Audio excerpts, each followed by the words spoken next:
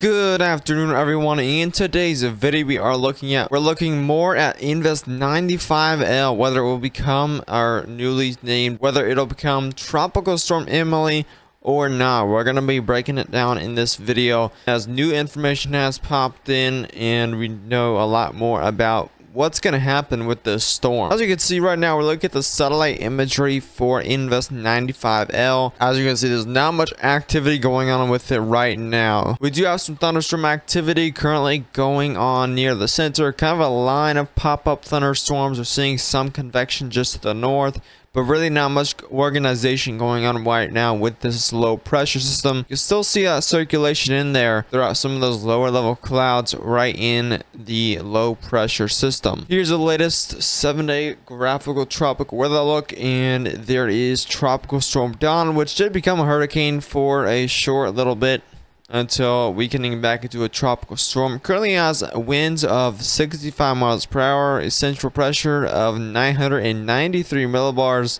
Movement is north-northeast at 16 miles per hour there. And there's our Invest 95L, which has been lowered since its 70% chance of a cyclone formation in 5 days is now only a 40% chance of a cyclone formation in 5 days, and 7 days, excuse me. So just less than a 50% chance of it developing. This is due to the wind shear that is still in the Caribbean, and that's definitely going to affect it as it impacts there. But it still does have some time with some below average wind shear in this area to potentially develop into a tropical depression or tropical storm before it does reach that Caribbean wind shear in the middle of this week. Here's the latest global hurricane models, model track guidance, and right now a lot of these models are going to be going through the southern Lesser Antilles Islands.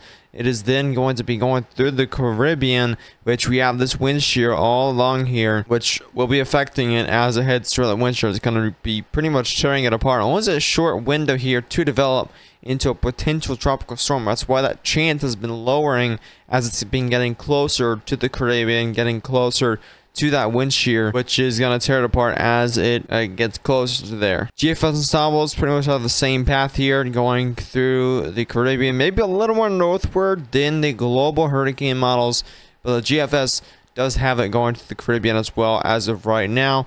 You also have the GPS ensembles, which have the same path, but we do have a little more longer of a track here. And according to the GPS model, if this does make it through the Caribbean as something with that wind shear being there, it will be eventually turning into Central America, then weakening down and pretty much dying from there on out. Here's the Invest 95L model intensity guidance, and this has definitely been very shrunk down than what we saw a couple of days ago. Half of these models are going into a tropical storm strength here by hour 60, but a lot of these models are staying just under a tropical storm strength, making it potentially to a tropical depression strength.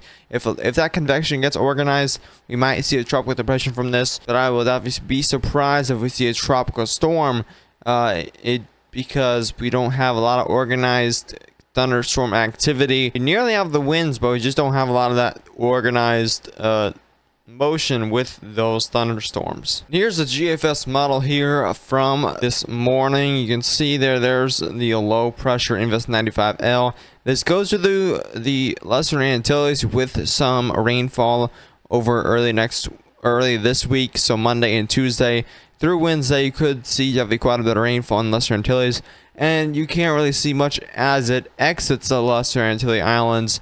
As it goes to the Caribbean, it hits that wind shear and immediately gets teared apart. So I don't think this is going to have a chance at all to be forming into a tropical storm at this point. It was looking like it had a shot to maybe get its act together, maybe produce a short-lived tropical storm a couple of days ago, but now it's running out of time as it gets closer to that wind shear. But as we head forward throughout time, later this week we have another tropical wave we might have to watch here coming off of Africa. This could have another chance at developing into a tropical storm. So again, another chance here. This is going to be very late July, transitioning into August, where we could see a potential tropical storm in the Atlantic. Again, this is not very far out at all. We have another tropical wave by hour 72. So this is going to be only 3 days out from now, where we have another tropical wave, potential tropical disturbance that the National Hurricane Center might highlight. So I'm going to continue to watch that. That's the end of this video, because we don't have much information, and there is really not going to be many impacts at all due to that wall of wind shear in the Caribbean tearing apart Invest 95L. But as always, I'll see you in the next one. Share this video with any friends or family that may want the latest updates. We'll have some more videos coming out this week for the new tropical wave that I assume will be appearing soon on the National Hurricane Center. But as always, I'll see you in the next one. Stay safe.